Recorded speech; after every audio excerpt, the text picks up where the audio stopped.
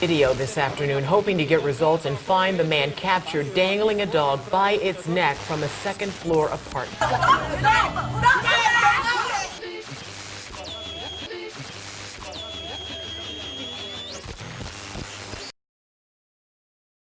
This world belongs to everybody, it just does not belong to humans alone.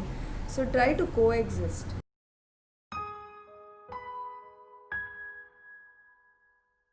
Since how long you've been doing this? I've been running Happy Paws Foundation as a registered organization for the last 4 years or so.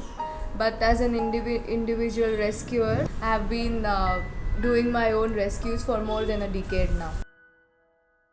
What about your neighbors? Since you've got like 17 dogs over here, how do they feel about this?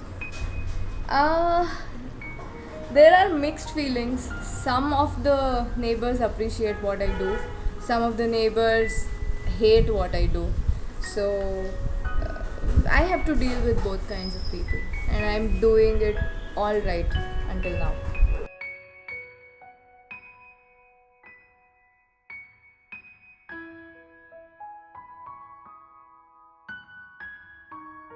Can you explain the medical part of all the adopted dogs? Okay, so I wanted to run this organization mainly as a trauma center, not as an organization where you bring in healthy dogs and keep them, confined to a home. So all the dogs who have come here who live here are rescues. I have 3 CD survivors. Canine distemper is mostly fatal, and if it is not, then the dog becomes immunocompromised. So they are not fit to live on streets. So I have 3 CD survivors like that. Then I have a few cruelty cases who cannot live comfortably amidst human beings because of what they have gone through in their past trauma basically. Then I have tripods.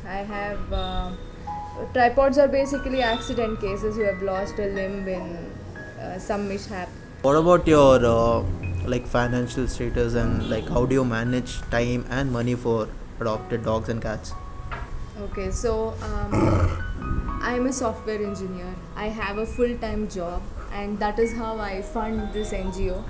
And I have a husband and wife who work here, who are the caretakers of the NGO, who take care of all the needs of the animals. So all 3 of us together help run this NGO. And so we only ran a trauma center where we would work completely on either rehabilitate and release a dog, a trauma case, or if it's a senior dog, if it is terminal, or if it is not fit to live on the streets, and if we could provide an okay environment, we would take the dog in and make it a permanent resident of Happy Paws. During lockdown, when I attended a rescue alert, I saw that dogs are suffering without food, and at that point we took on an extra responsibility of street dog feeding. So we continued feeding those dogs every day during lockdown for nearly 2 months, and it went as high as about 1,200 dogs a day, where I used to cook at home, and at least 18 volunteers used to come and take food in buckets, go all over Baswangudi, Katriguppe, Lord Market, Majestic, railway station, bus stand, everywhere, and feed all these dogs. And we couldn't just let them be post lockdown. So during this unlock phase also, we are trying to feed street dogs of Baswangudi twice a week, so that we can take care of their well-being and rehabilitate them to get them sterilized, vaccinated. So what is your message to society about dog adoption? About dog adoption, the only thing I'll say is don't be breed fanatics. Don't try to, buy some animal from some breeder who is resorted to unethical means, and you will end up buying an animal that is not completely healthy and not suitable to your environment. if you were to go and live in a place that you're not used to, and an environment where your body is not fit for that climate, would you do that? You wouldn't, right? Then why would you force an animal to do that just because you think it is a status symbol?